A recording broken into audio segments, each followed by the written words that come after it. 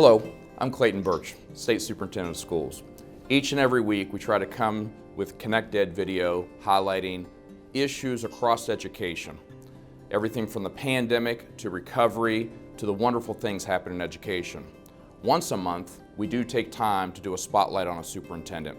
We've seen some wonderful leaders in these spotlights, and today is no exception. Today I want to introduce a leader that throughout this entire pandemic, this is a leader who really exemplifies that one caring adult. From the beginning, she put her heart and soul into making sure children were fed, taken care of. I think that she and I have formed a special relationship, being able to communicate back and forth about what it's been like taking care of children, and I love hearing the stories out of Marshall County. And with that, I want to introduce this week Dr. Shelby Haines. Shelby, welcome. I'm glad to be here. Shelby, you know, as we went through this pandemic, one thing that we can definitely say about Marshall County is you all right out of the gates really prioritize taking care of children. And I know that we want to focus today on really what you're doing to recover, but can you give us two things? One, a little insight, if nobody's ever been to Marshall County, a little bit about Marshall County, and secondly, a little bit about those first days of the pandemic and just how much you stepped up and your staff stepped up to take care of children. Well, in Marshall County, we have about 4,300 students, and we have 13 schools, including our alternative education school. We have two vocational inclusive high schools, and we offer a lot of programs for students. During the pandemic, of course, school was closed on a Friday, and we brought the principals in Saturday evening after a superintendent's conference. And by Monday morning, they were ready to roll with something. They may have been packets, they may have been phone calls home, but every school had an individualized plan that was approved by me by Monday morning. And our principals were absolutely amazing.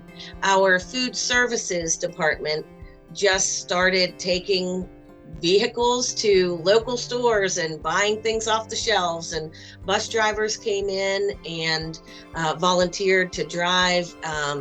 Everyone from the county office was assigned a bus because we didn't want to ask our people to do things that we wouldn't do ourselves.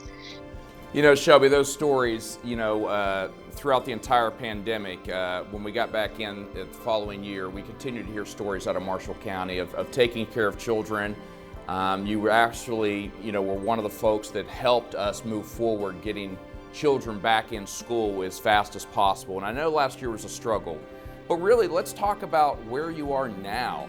Give us a little insight what it's like for a child in Marshall County this summer. So already this summer, we have small group tutoring and small group counseling sessions throughout the county. And so we have those going on every week, all summer long in the schools. The teachers and the student assistance teams in every school put those together. So Shelby, moving on beyond summer, as one of the 55 leaders in this state that have to prepare for all of that will encompass recovery.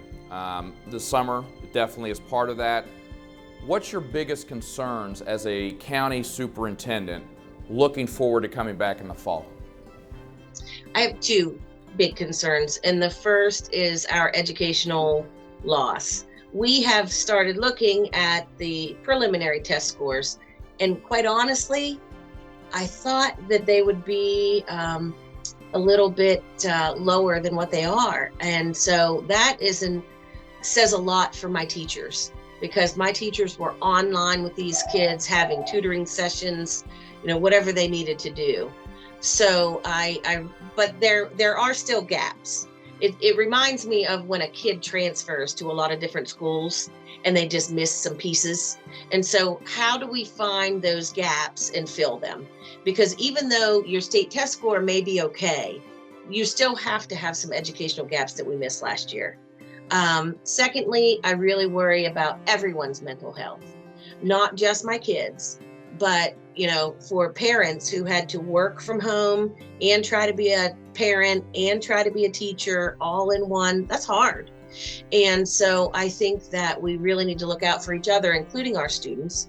And some of the people who we need to look out for the most are the people who aren't giving us any signs, that are internalizing some of these things. So we really need to educate ourselves on some of those things. So here in Marshall County, we actually are looking at our next board meeting of implementing an employee assistance program so that people have someone to call, someone that's confidential to reach out for, to help for them and their families. So I'm looking forward to that. So final question, Miss Dr. Superintendent of Marshall County. What can we expect in the upcoming years out of Marshall County, not only you as the leader, but your staff, the local Board of Education? What are the biggest things on the horizon for Marshall County? I'm excited for this year because we have a very stable staff. All of our principals are at least in their second year. Our administrators are constant. And so we really built some good teams and good cooperation through the pandemic. And I see people working together more than I ever did before, asking for help, collaborating. We have a thing here. I always tell people, banter with me, because I don't have all the answers. And so I think that we build great programs by speaking our mind, working together, and bringing everybody's strengths to the table. So I think you're going to see great things here.